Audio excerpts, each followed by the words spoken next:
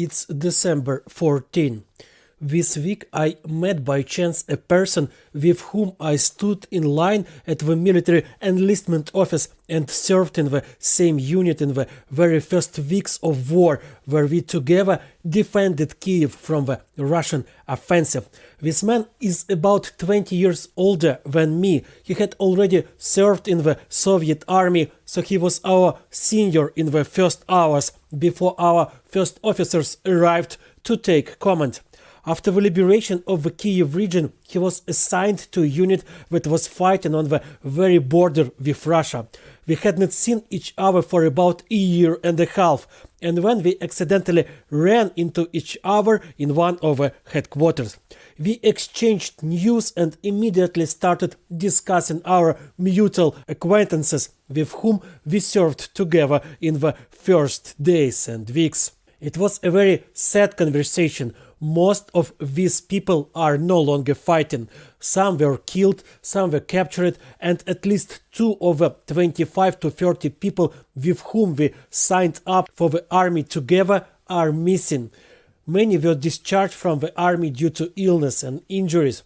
Even rear service did not guarantee people a peaceful life.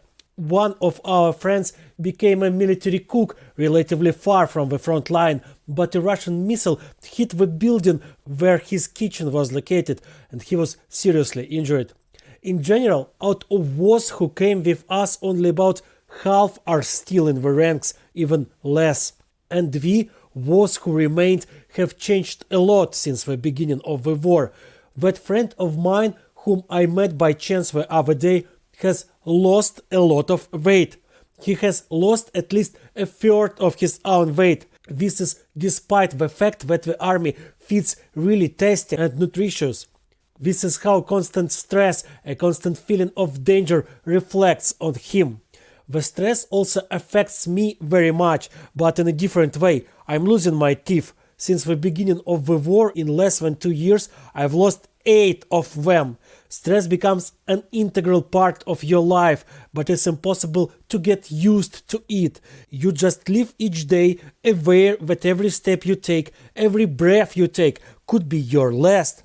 As long as the war continues, there are no safe places or safe times. The stress sometimes gets stronger, sometimes weaker, but it never goes away completely. It becomes a part of you, and it works together with the Russian occupiers.